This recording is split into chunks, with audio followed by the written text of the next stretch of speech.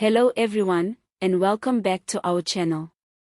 Today we're taking a closer look at a story that's been making waves in South African political circles, an explosive allegation that has once again brought former President Jacob Zuma into the national spotlight. As South Africa marked Zuma's birthday on April 12, what should have been a moment of celebration turned into something much deeper and more controversial. A statement from a member of the uMkhonto weSizwe (MK) party claimed that Zuma had survived a poisoning attempt, a claim that, although unverified, is now fueling fierce debate across the country. Let's unpack this development and what it could mean in the broader context of South African politics. The alleged poisoning attempt isn't a new claim in Zuma's world. In fact, it's not the first time suggestions of threats against his life have surfaced. But the timing of this statement, on his birthday, as his loyal base rallies in his honor, is significant.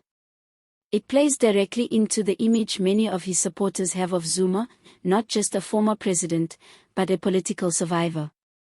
A man who, despite years of scandal, legal battles, and political opposition, continues to wield enormous influence. The MK party, closely aligned with Zuma and widely seen as an extension of his political comeback strategy, is now becoming the new home for many disillusioned former ANC members and Zuma loyalists. Their public framing of Zuma as a victim of political persecution is nothing new, but the poisoning allegation takes it to a more dangerous and emotionally charged level. Jacob Zuma's presidency, from 2009 to 2018, left a deep mark on South Africa. His time in office brought some important reforms, including expanded social welfare programs, improved access to education, and policies meant to uplift marginalized communities. But it was also marred by corruption scandals, state capture allegations, and intense political infighting. His administration became synonymous with controversy, from Kandla to the Gupta family's influence over government contracts and institutions. Eventually, the pressure became too much. Under mounting calls from within the ANC and from civil society, Zuma was forced to resign. But even in political retirement, he never truly stepped out of the spotlight. From his defiant appearances at the State Capture Commission to his arrest and imprisonment in 2021, which sparked deadly unrest across parts of the country, Zuma has remained a central figure in the nation's political theater. This latest allegation about a poisoning plot fits into a long-standing narrative that Zuma's allies have pushed, that he is a man under siege, a revolutionary being targeted by elite forces determined to silence him.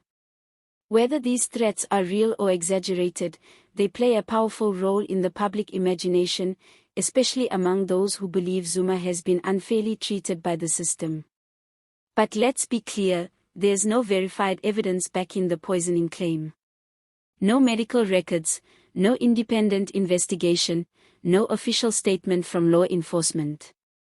Still, the story is circulating rapidly, and in South African politics, perception often carries more weight than proof.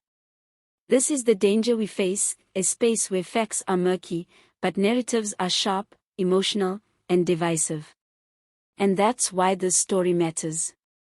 Because it's not just about one man. It's about a nation still trying to make sense of its democratic journey, still wrestling with the legacies of the past, and still struggling to build trust in its political institutions. Zuma's supporters argue that he's the victim of a political witch hunt, driven by elites who fear his populist appeal. His critics, meanwhile, see these allegations as distractions from real accountability. They argue that Zuma continues to evade justice while manipulating public sentiment through claims of persecution. But even those who are critical of Zuma must acknowledge one thing: his influence hasn't disappeared. If anything, it's growing again, especially through the MK party, which is attracting support from voters tired of the ANC but not ready to embrace the DA or EFF. The MK party is positioning itself as a voice for the forgotten, the betrayed, and the angry. And for that movement, stories like this, of threats, of betrayal, of survival, are political gold. The danger, though, lies in how these narratives are weaponized. When public figures speak of assassination attempts or poison plots without offering evidence, it can fuel paranoia, deepen mistrust in democratic institutions, and spark unrest. We saw what happened in July 2021, when Zuma's arrest led to widespread violence, looting, and over 300 deaths. We cannot afford a repeat of that chaos. At the same time, these allegations should not be dismissed outright. South Africa does have a history of political intrigue and dark chapters involving real threats to leaders. The apartheid regime was known for its brutal suppression tactics, and even in the democratic era, we've seen mysterious deaths and unresolved political crimes. So, the question we must ask is, are these claims being made to seek justice, or to score political points? As South Africa prepares for the next round of elections and continues navigating the GNU's fragile balance, voices like Zuma's, whether seen as heroic or dangerous, will continue to shape the national conversation. His birthday is a reminder that he remains a player in the political game, not just a figure of the past. Whether you believe the poisoning story or not, it reveals a deep truth, that our democracy is still battling for legitimacy in the eyes of many. There's a hunger for justice, for clarity, and for leadership that is honest and accountable. Until that's delivered, stories like these will keep surfacing, because they speak to the anxieties and hopes of a nation still healing. Let us know what you think in the comments. Do you believe the poisoning claims? Is Zuma a victim of political persecution, or is he using these narratives to rebuild his image and influence?